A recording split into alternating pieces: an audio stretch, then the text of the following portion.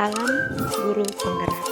Saya Juliani Borusitorus, calon guru penggerak angkatan 4 SMA swasta Yapin Biru-Biru, Kabupaten Deli Serdang, dengan fasilitator Bapak Ferdi Anaboke dan pengajar praktik Bapak Agus Budianto.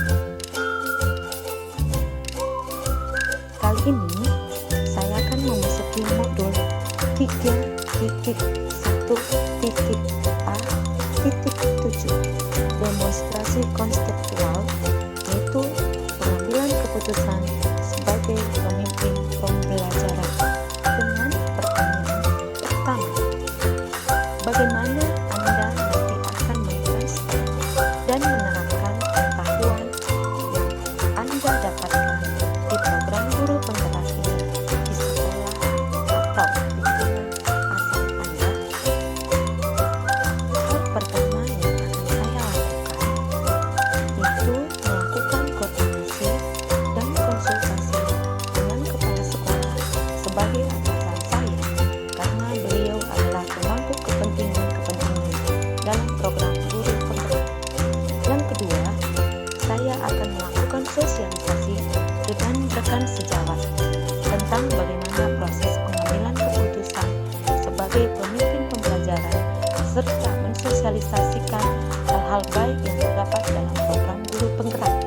Yang ketiga, menerapkan serta mengimplementasikannya proses pengambilan keputusan sebagai pemimpin pembelajaran pada diri saya sendiri, juga menerapkan di dalam kelas dan lingkungan sekitar saya.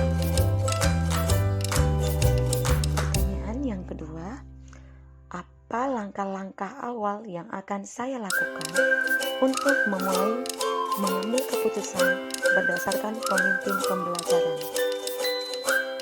Langkah awal yang akan saya lakukan untuk memulai mengambil keputusan berdasarkan pemimpin pembelajaran adalah menganalisis kasus yang ada, apakah merupakan dilema etika atau bujukan moral, di mana dilema etika merupakan situasi yang terjadi ketika seseorang harus memilih antara dua pilihan, di mana kedua pilihan tersebut secara moral benar namun bertentangan.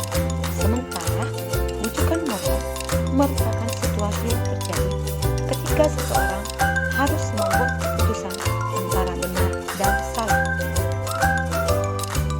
Kemudian, saya akan menyesuaikan paradigma berpikir apa yang akan saya gunakan untuk menelaah kasus tersebut. Apakah yang pertama, individu lawan masyarakat, kebenaran lawan kesetiaan, keadilan lawan rasa kasihan, jangka pendek lawan jangka panjang. Selanjutnya, dari paradigma tersebut, saya juga akan memilih prinsip apa yang akan saya gunakan. Apakah prinsip berpikir hasil akhir, proses berpikir dengan aturan, proses berpikir rasa peduli, dan selanjutnya, dari proses situasi yang saya hadapi, saya akan melakukan 9 langkah dalam pengambilan keputusan. Yang pertama, mengenali nilai-nilai yang bertentangan. Yang kedua, menentukan siapa yang terlibat. Ketiga, mengumpulkan fakta-fakta yang relevan. Keempat, melakukan pengujian benar atau salah, yaitu uji ilegal, uji regulasi, uji intuisi, uji publik, dan uji panutan. Yang kelima, pengujian paradigma benar atau salah. Yang keenam, melakukan prinsip resolusi. Yang ketujuh, investigasi opsi trilema. Kedelapan, buat keputusan. Dan yang terakhir, yaitu merefleksikannya.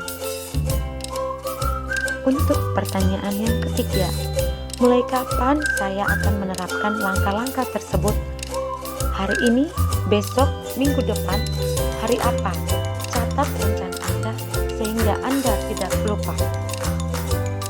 Sebagai seorang pendidik atau guru yang selalu ingin memperbaiki diri, saya akan menerapkan langkah-langkah tersebut mulai dari sekarang, besok, minggu depan, bahkan untuk bulan depan dan selanjutnya.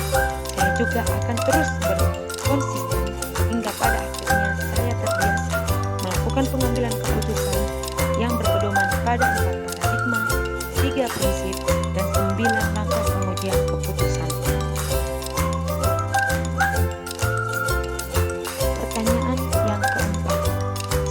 siapa yang akan menjadi pendamping Anda dalam menjalankan pengambilan keputusan.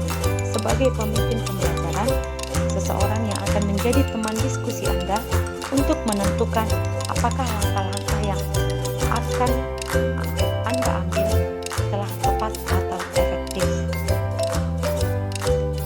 Yang mendampingi saya menjalankan pengambilan keputusan sebagai pemimpin pembelajaran, yaitu yang pertama, saya akan didampingi kepala sekolah yang merupakan pemangku keputusan atau kebijakan tertinggi di sekolah.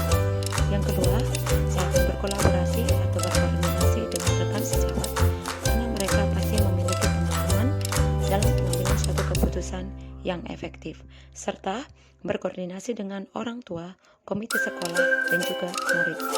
Yang ketiga, saya juga akan berkolaborasi dengan para CGP yang ada di luar sekolah. Karena mereka juga pasti banyak pengalaman serta solusi dalam pengambilan keputusan